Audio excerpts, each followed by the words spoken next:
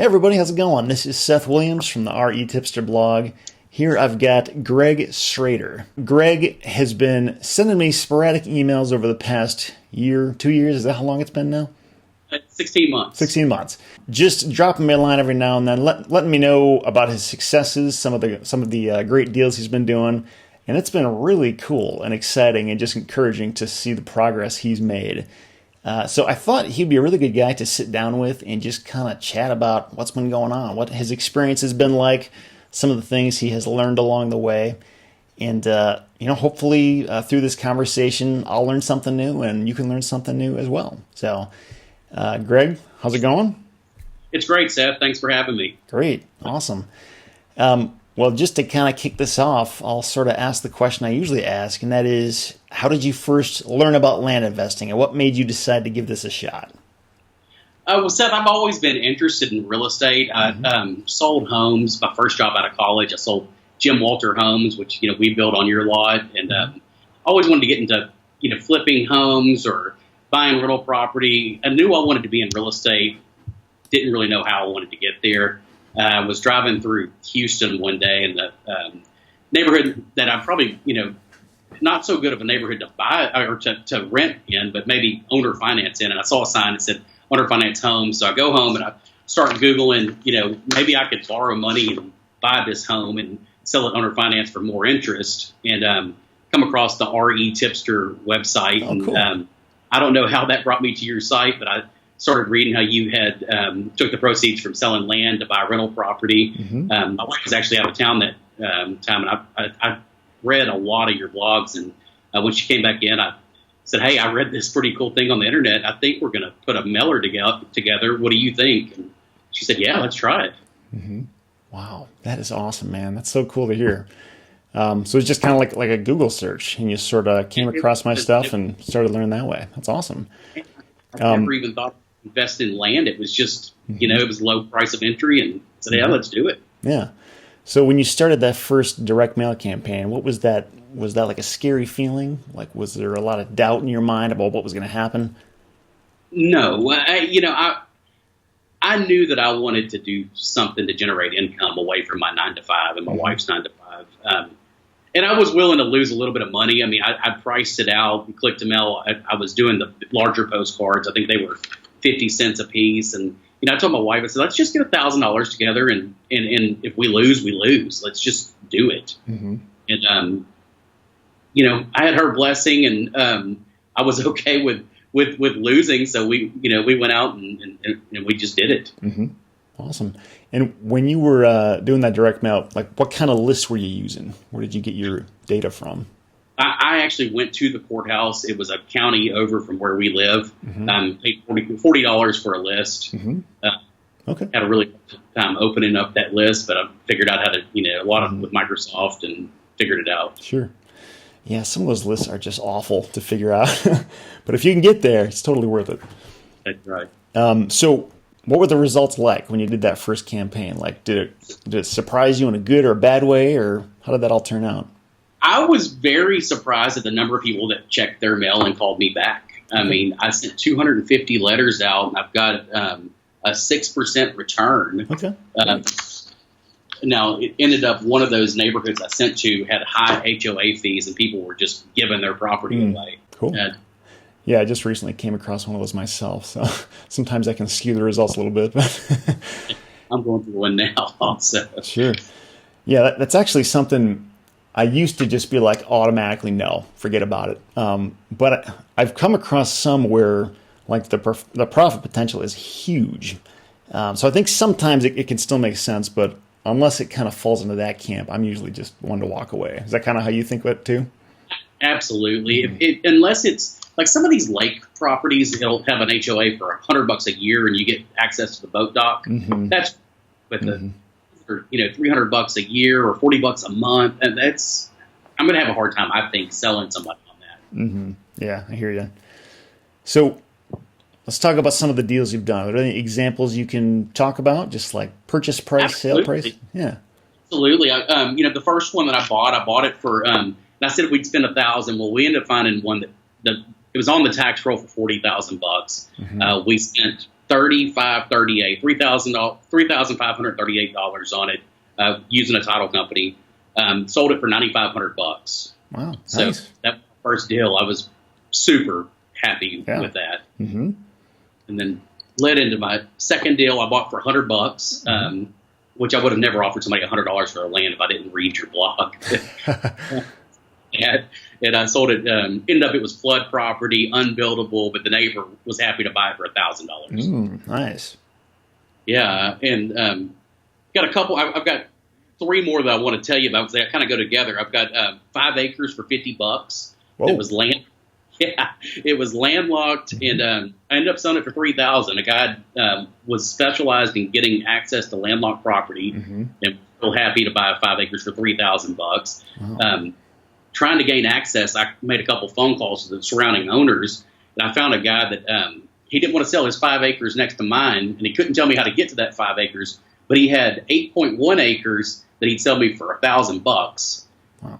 It was 22 residential lots, and I ended up selling that for $38,233. And say it again, how much did you pay for that? I paid $1,000. What? Are you serious? That's Yeah. awesome. Wow. That's my biggest. That'll never happen again. So what's the ROI on that? I mean, Gosh, I used to have it out, and it was honestly the ROI was lower on that than the $50 property that sold for $3,000. That's true. That's a good point. Wow, that's actually a great lesson. The whole thing about landlocked property. I mean, sometimes I understand why people get spooked by that because I mean, in a sense, it's unusable because you can't get to it, sort of. But I mean, like you said, I think as long as you're buying it cheap enough so that basically so the numbers can only fall in your favor on the backside. I mean, that's if you only spent $50 on something, I mean, it's kind of hard to lose in that scenario, and you clearly did not lose there. No, and I was thinking I can always put it on eBay for $100 and somebody will bid on it. I'll get them. Yeah, I know. A lot of the landlocked parcels I've bought have been like in a similar range, like $150, something like that. You know, like very, very low, and I always make really good money on it. Sounds like you did too. So that's great to hear. And I told the guy 3 times on the phone before we met face to face. I think I told him 3 times, you do know this is landlocked. And he knew what he was buying. He was happy to do it. Mm-hmm. Sweet, man. That's great. Any other deals you want to talk about? I bought one, my first, I guess this was kind of a game changer. My first one to buy that I'd never seen before. Everything before then, I was going out looking at the property, spending way too much time pre-qualifying. First one I bought sight unseen. I bought it for $500. It was in Hill Country, desirable part of Texas, but Hill Country is kind of tough because you can't tell how much that hill slopes and if it's buildable. But I offered her $500. I actually told her that she would get a better deal putting it on Craigslist, and she just really wanted to get rid of that property. And she said, well, if you're going to give me $500, let's do whatever we need to do. And I sold it 2 months later for $8,000. Whoa, man, you're doing really good at this. That's awesome. I've had some pretty good returns here lately. I'm spending a little bit more, so the margins aren't getting as high, but I'm still making the same amount of profits. Yeah. And are these all deals you found through direct mail? Like, have they come in from any other source? The only one that didn't come through direct mail was the one that I paid $1,000, sold it for $38,000. I bought it from the guy that had the property next to a direct mail. Okay. And are these have you been doing mostly postcards? Is that kind of the main way you've been sending your mail out? Absolutely, postcards. I went from the large yellow postcard that you talked about on your website to the 30% same as stamp white and black postcard, the small one, and I've gotten. I mean, I've used the same postcard from day one, and it works. Cool. Is that like a template you got from somewhere? Did you make it up, or? You know what? Seth, you're not going to like it. I looked at your template and I made it up on. I guess as a word. No, but it was similar to yours. It said notice real big at the top of it and explained I can close fast and I want to buy property in this county and I quit putting my phone number on. I do a Google Voice number that goes straight to voicemail and I put my website. So during my 9 to 5, getting all these phone calls was overwhelming. And then I tried to mail her without putting a phone number at all. and the callbacks were going down because of that. So now that give them a chance to leave a voicemail or email me, and I'm still getting the 3 to 5%. Sweet. Now, just this question just popped into my mind. How much would you say you've spent on like education in this whole process? Zero. Okay, zero. So pretty much. I said, I guess my time. If we can monetize the time, there's been a lot of time, but most of that I've done while I was driving or doing something else. It was just listening to podcasts and learning like that. Okay, so pretty much everything that you've learned and implemented has been from stuff you've heard on podcasts, read on, I guess, my blog, maybe other sources too. Yes. That's a big point to emphasize. Is I hear from, and I think it's a fairly common thing. People will buy courses because they kind of feel like if they just buy the course, that's going to somehow like make it all better, make it work. But it's like kind of the opposite is the case in your situation. Like you spent nothing on courses and you're still like doing really, really well at it. It kind of comes down to like determination. Like you kind of saw the value in the strategy and it's like, I'm going to make this work. And you just did it, right? That's exactly right. I knew that I wanted to make this work. I knew that I wanted to be in real estate for a long time. And I just never really had the money to get into buying a house and the time to flip the house. Yeah. And your program, what you were presenting on your blog, I said, gosh, I can do this. I could do this today. Mm-hmm. Yeah. I know, that's kind of the beauty of it. It's like, like you don't need loans. You don't need any of that stuff. I mean, it's sort of like pocket change. I mean, I don't want to like speak too lightly of it because I know it's a few hundred or a few $1,000s, but compared to like most other real estate investing opportunities, I mean, it's like, it's really not that big of a deal. No, I mean, we haven't borrowed a dime. And honestly, that was a big thing that my wife and I agreed with before we did anything was we will not borrow money, no matter how good the deal that comes through. We're doing this to get out of debt, not to get in more debt. And it's out. Yeah. Is your strategy to like do seller financing or buy rental properties, or is there any like particular direction you're trying to go? I kicked around the seller financing, and I'm still somewhat interested in it. Texas has a lot of restrictions on seller financing unless you do a deed of trust. So it's going to have to be the right property where I get basically what I spent on the property back as a down payment. Because I'd have to foreclose. I know there's a lot of people that are doing contract for deed in Texas, but if you really dig deep into it and really read up on exemplary contracts,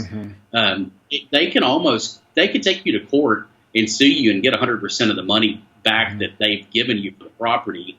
And my big fear is have 20 properties that I have to pay back all the money that I've made over the last couple of years. So I know Jack Buchella says you learn early on you're a cash seller or a note seller, and I guess I'm a cash seller.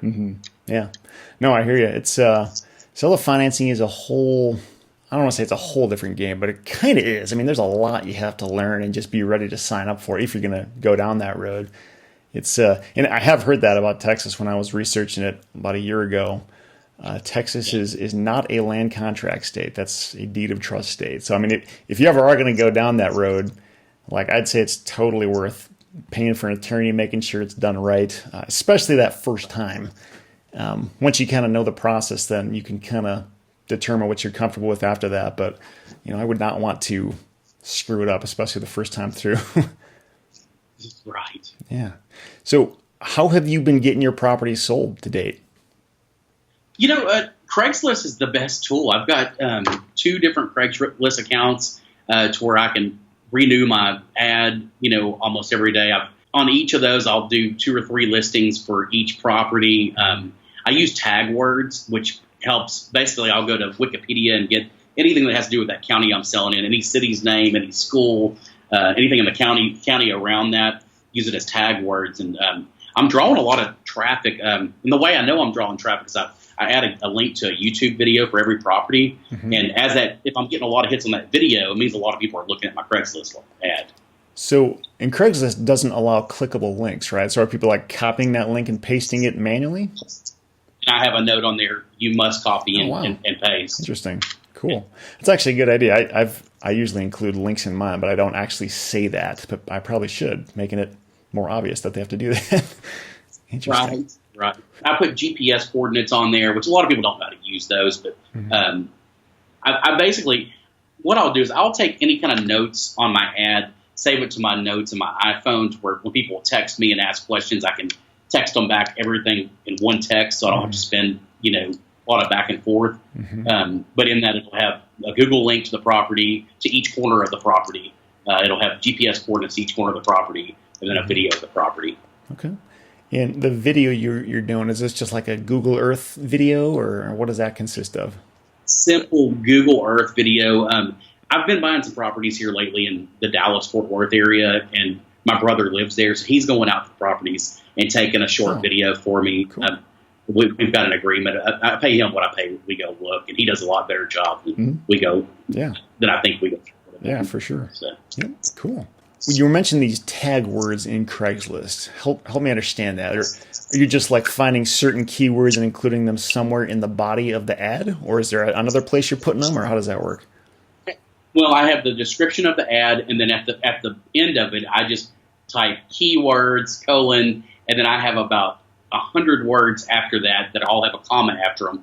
So if somebody's looking, like say I've got a piece of property advertised in Cleveland, Texas, and somebody gets in, they're looking for property in Conroe, Texas. Well, since that's a tag word, that my ad will pop up at the top, hey, I've got this 1 acre for sale. And, oh, gosh, that acre is right next to Conroe, right next to Cleveland, and it's cheaper. So maybe we'll go look at that lot also while we're looking at property.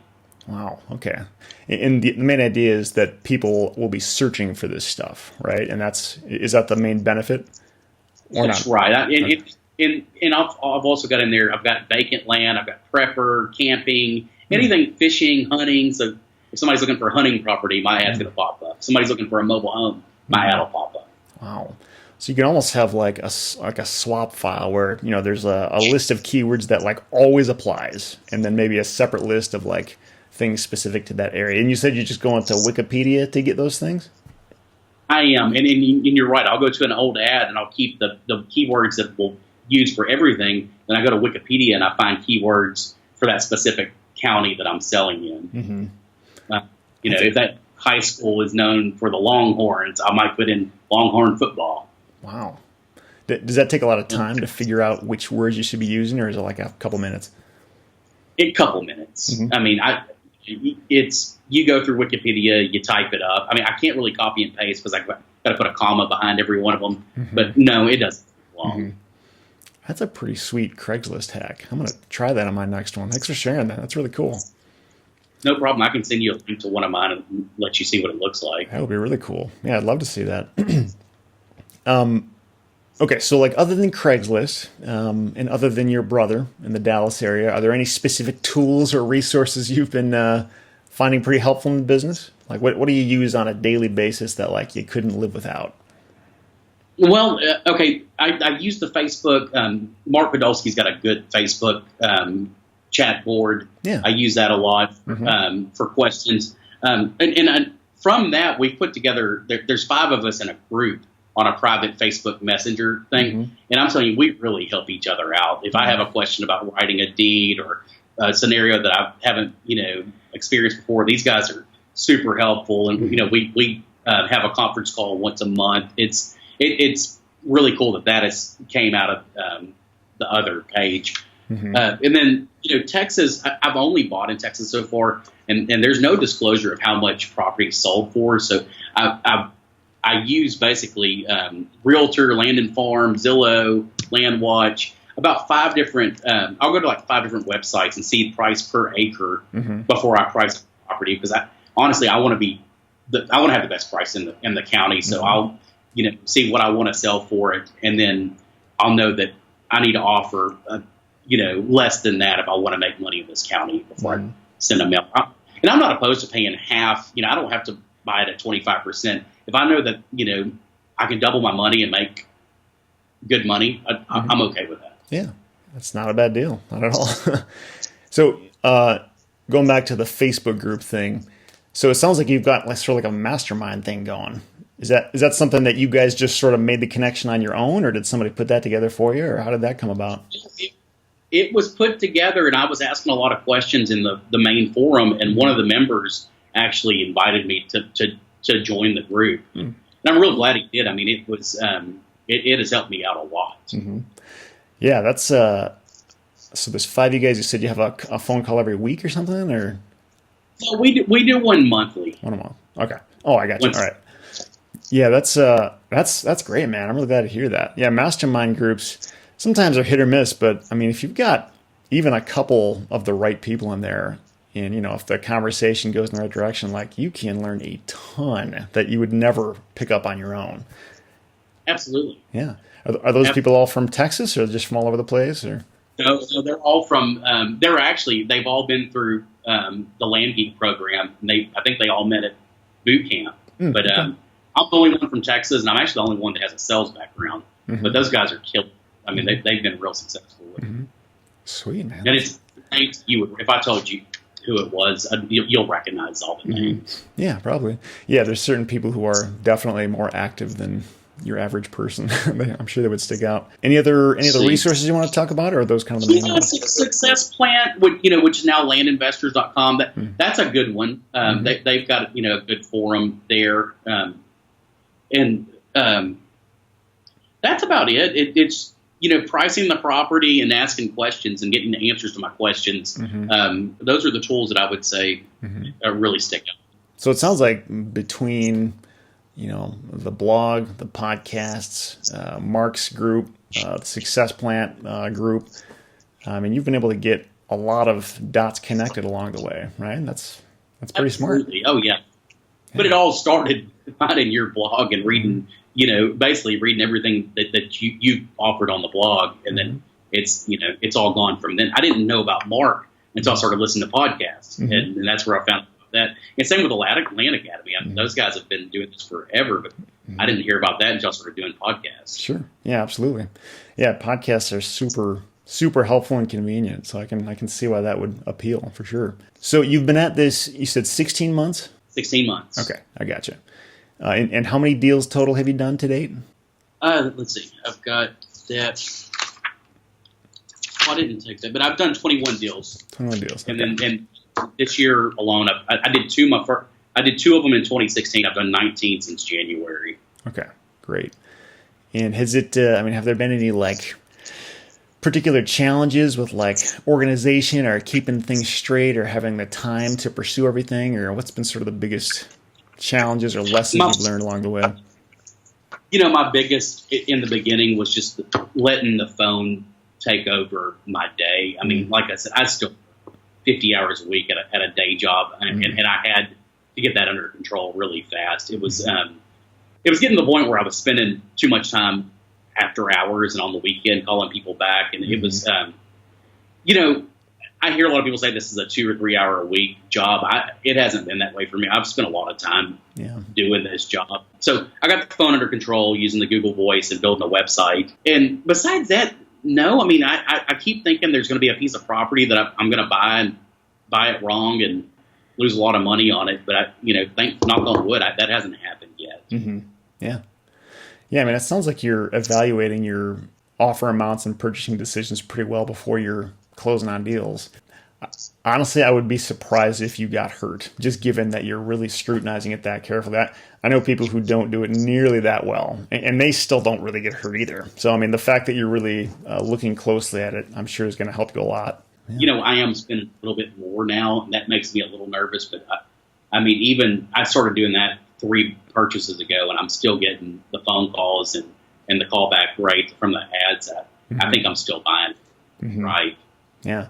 Have you had any properties that just didn't really get much of a response? Like you posted out there, just nobody called, and it kind of got scared. Have you had that yet? No, I mean, I've had some that I've priced wrong, but I've always reassessed. I mean, I've always changed the price within a week and started getting the phone calls. I've got 2 lots right now. I mean, we're down in the Hurricane Harvey area, and I've got 2 lots that were flooded. And I honestly think that there was a lot of I think that the landscape changed in that neighborhood because they're still holding water, and they weren't holding water when I bought the property.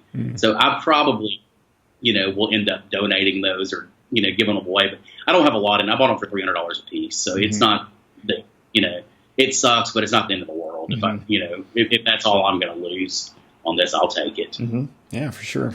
That donation idea, I mean, it might take a little bit of work to find somebody who will take them, but I mean, I'm sure there's a nonprofit out there that would. You just take it as a tax deduction or something. So what you're saying about being responsive and, being willing to change the price when you need to and, reposting ads and all that kind of thing, I think that's actually really key. The only times that I've ever had properties that kind of sat on the market for longer than 9 months, there's something they all kind of had in common, and that was I didn't really have time to do anything with them in terms of renewing the ads or, responding, changing the price, changing the headline, changing the description. If you're really kind of on it and willing to kind of push it forward, it's pretty rare that a property will just get stuck. And even if it does, it's just a question of when you can get around to doing the things you need to do to move it. That's right. Honestly, my turnaround time started out about 2 months, and then I started really tweaking that. And the last few I've sold a lot lower than I think they were worth. And I mean, I really started turning these things around. 2 of them I've sold before I even had the deed back in the mail. Oh, wow. And, I was just with the profit. I mean, the last one I was able to pay off my wife's car and I made less than it was worth, but I was happy to have enough money to pay the car off. That's a big win, man, for sure. Yeah, that is kind of a battle, a mental battle, almost kind of trying to time the stock market.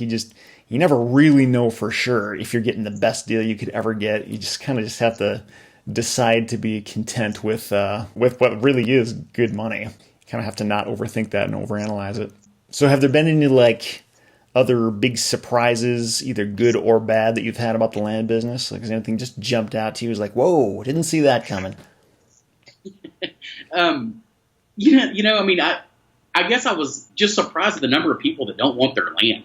I've always thought it'd be so cool to have a piece of property, and there are a lot of people in this world that end up with property they never wanted, and they dying for that letter to come to them and just give it away. I mean, and then I guess I've somewhat been surprised at how mad some people get about getting a postcard, because I don't put a price on my postcard. And some people get really angry that I even sent them a postcard at all. I know. But not me.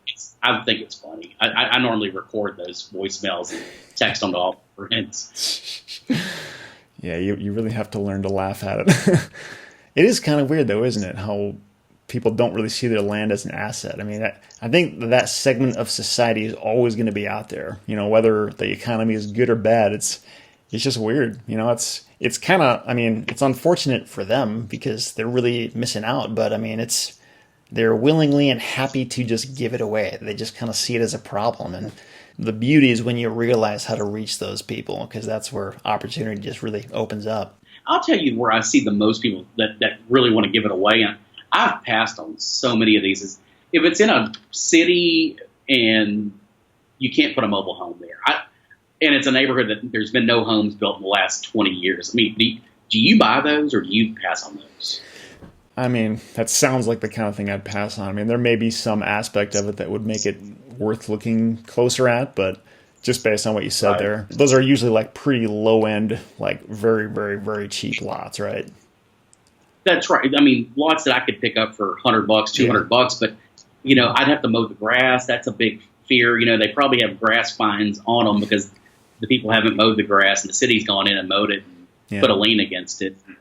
There's actually the first couple of deals I ever bought were in an area kind of like that. Not exactly, but kind of. There was no homeowners association, and grass cutting was not an issue. But it was the kind of thing where there was a subdivision that nobody was building on, and I actually sold them pretty quick. And I think part of the issue was it just takes a little bit of effort to try, to make the property look good and advertise it. Sometimes properties will move if somebody's really putting the effort into making it look nice and, really selling the thing. There are times when, you'll find that just everything in the vicinity is for sale and none of it's selling. That's the big red flag for me when it's I'm not sure I'm going to mess with this. Going back to the HOA, I've got a mailer here recently. I have had 60 calls from the same neighborhood. That tells me run. Do not buy anything in that neighborhood if 60 people want to sell the property. Yeah. I mean, I would be a little concerned about that. I mean, there's probably something going on there that's going to make you say no, I would guess. Yes. So for somebody who is, curious about land investing, they're kind of wondering if it's worth their while, or even for somebody who's kind of gotten started and they're just like in their first month or so. I mean, would you have any words of advice for them based on what you've experienced so far? I'd say for the ones that are wondering about getting into it, because I was guilty about this. For years, I wanted to invest. Land investing is the lowest point of entry that I've found so far. Just get the mailer in the mail, and don't put up too much time into setting up LLCs and websites and extra phone numbers. And I see a lot of people doing a whole lot of talking about investing in land, but they don't get their first mailer in the mail. And I'd say the ones that are just starting out, don't quit and don't get upset. I mean, if your mailer didn't work, find out why it didn't work. Find out what you need to do to tweak it and send it out again. I see a lot of people, send the offers out and they get upset. Well, they probably didn't offer enough. I'd say don't make an offer in the beginning. Send postcards and get the people to call back and start having the conversations and just learn how to talk to sellers and it'll happen. It'll come to you. Yeah, I know. It's kind of like what I always say. You kind of have to pick your battles. Like the postcard approach, like it's definitely, it requires more time to like look at stuff. But I mean, I think your acceptance rate is ultimately higher because you actually have time to look at the thing and make, the offer is going to be low no matter what, but you can kind of see where they're coming from and, tweak things if they need to be and if you can afford to do that. Whereas, the blind offers, you'll save tons of time, but, you'll usually spend a lot more on mail and probably lose deals that you might not have lost otherwise. So it's not like one way is like right or wrong, but you just have to understand like no matter which way you go, you're giving up something. It's just what you want to give up and what you're okay with. My opinion is if they tell me no on the phone and they don't hang up, I can counter offer. If they tell me no with a blind offer and they just throw it in the trash, I never hear from them. That's a good point. So that's a really good point. That's why I like postcards. I've tried blind offers before and I've gotten a pretty good return rate, but it ended up that most people that responded had property that I didn't want to buy, so I went back to the postcards and it's worked for me. Yeah, it's the thing that makes me sad is when I hear from people who say, I sent out these 20 postcards and I didn't get any response. I'm like 20? Seriously? Just because it's a numbers game and you really have to give something a solid shot before you can make any like actual determination. And it's hard to do that with just like hardly even doing anything. Sure. I mean, in my opinion, anything less than 500 isn't enough. Just based on say it's a 2% return rate, which that happens sometimes. And when out of those 2% that call back, you're not going to buy sometimes you may not buy any of them. So you want as many people to call me. I want as many to call me back as possible. Yeah. Yeah. Since you've been doing this for 16 months now, have you had any instances where like you got a call from somebody on a postcard you sent them like a year ago? Like, has that happened to you yet? Or no, I'm getting them from, 2 months ago. But I haven't had, I hear these stories all the time where they've saved your postcard and, tax season's coming up. I'm expecting maybe I'll start getting those phone calls, but I haven't yet. It sounds like you've been using the delinquent tax list. Do you have like a certain set number of counties that you're kind of just hitting again and again, or are you still exploring new counties at this point? Oh, I am. And actually, I've shied away from the delinquent tax list. Probably 6 months ago, and I'm using Agent Pro 24/7. Oh, cool. And I'll do, I'll do 3 counties at a time. Sometimes I've bumped my mailers up from, when I started out, I was doing 300, 500. Now I'm doing about 1,500 mailers, and I'll do that once or twice a month. It's all been in Texas. I haven't left the state yet. I am starting to buy stuff that costs a little bit more, so I'm sending it through the title companies, which that's a lot easier and takes a lot more of the worry off, but it's expensive too. I mean, it's $1,200 a close. Yeah, I know what you mean. It's pros and cons. You just have to decide which cost you want to pay along the way. I've learned that the buyers in these bigger ones, they don't even want to talk about closing in house. The idea of them sending me a $5,000 check or $10,000 check, and not having the deed, it's just off the table. And by me telling them, hey, there's a title company in your, right down the road, you can go to, and they'll do all the work for you. Yeah. They just feel more comfortable.